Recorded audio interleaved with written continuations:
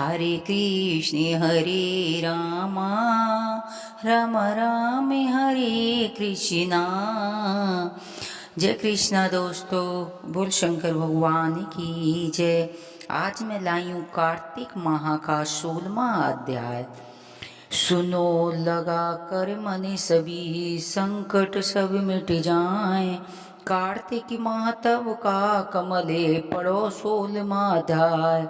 राजा पृथु ने कहा, हे नारद जी, ये तो अपने भगवान शिव की बड़ी विचित्र कथा सुनाई है। आप कृपा करके आप यह बताइए कि उस समय राहु उस पुरुष से छूटकर कहाँ गया।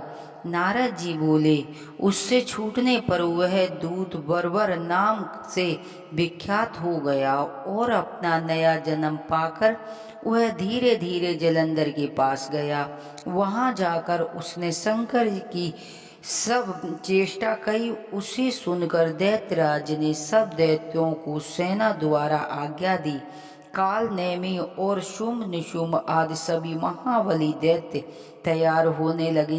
एक से एक महाबली दैत्य करोड़ों करोड़ों की संख्याओं में निकल कर युद्ध के लिए जुट पड़े। महाप्रतापी सिंधु पुत्र शिव जी के युद्ध करने के लिए निकल पड़ा। आकाश में मेघ छा गए और बहुत ही अपशगुन होने लगे। शुक्राचार्य जी के कटे सिर वाला राहु सामने आ गए। उसी समय जलंधर का मुकुट शिखत हो गया, परंतु वह नहीं रुका। इधर इंद्रादिक सब देवताओं से ने कैलाश पर शिव जी के पास पहुंचकर वहां वेदांत सुनाया और यह भी कहा कि आपने जलंधर से युद्ध करने के लिए भगवान श्री विष्णु को भेजा था। वह उसने सवर्ती हो गए और विष्णु जी लक्ष्मी सहित जलंधर के अधीन हो चुके हैं, घर में निवास करते हैं। अब देवताओं को भी वहां रहना पड़ता है। अब वह बलि सागर पुत्र आपसे युद्ध करने आ रहा है और आप उसे मारकर हम सबकी रक्षा कीजिए। यह सुनकर शंकर जी ने विष्णु जी को बुलाकर पूछा कि हे महर्षि, युद्ध में आपने जलंधर का संहार क्यों नहीं किया और बैकुंठ छोड़कर आप उसके घर कैसे चले गए। यह सुनकर सब विष्णु जी ने हाथ जोड़कर नम्रता पूर्वक भगवान शंकर से कहा, उसे आपका अंशी और लक्ष्मी का भ्राता होने के कारण ही मैंने नहीं मारा है। यही बड़ा वीर और देवता से अजय है। इसी पर मुग्ध होकर मैं उसके घर में निवास करने लगा हूँ। विष्णु जी के इन वचनों को सुनकर शंकर जी हंस पड़े। उन्होंने कहा, हे विष्णु, आप यह क्या कहते हैं। मैं उस दैत्य जलंधर को अवश्य मारूंगा। अब आप सभी देवता जलंधर को मेरे द्वारा ही मारा जाने पर स्थान को जाइए। जब शंकर जी ने ऐसा कहा तो सब देवता संदेश रह गए और होकर अपने स्थान पर चले गए।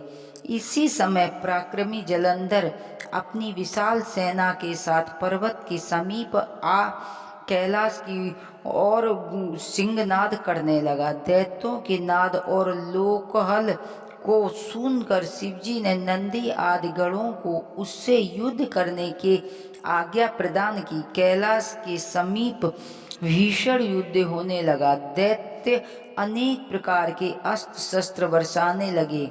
भैरी मुगदल शंख और वीरों तथा हाथी घोड़ों और रथों के शब्दों से शब्दित हो गए। पृथ्वी कांपने लगी। युद्ध में कटमर मरे हुए हाथी घोड़े और पैदलों का पहाड़ लग गया। रक्त मांस का कीचड़ उत्पन्न हो गया। दैत्यों का आचार्य शुक्राचार्य अपनी मृत संजीवनी विद्या से सब दैत्यों को जिलाने लगे। यह देखकर शिव जी के गण व्याकुल हो गए और उनके पास जाकर सारा वेदांत सुनाया।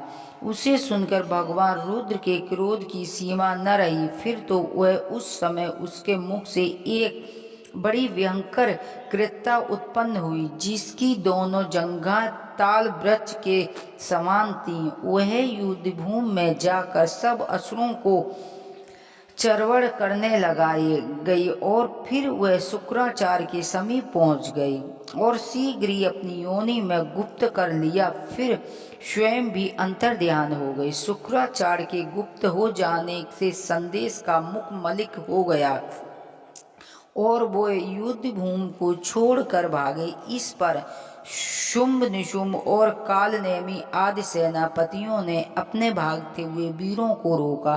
शिवजी के नंदी आदि गणों ने भी इसके गणेश और स्वामी कार्तिकी जी थे दैत्य में भीष्म युद्ध करना आरंभ किया।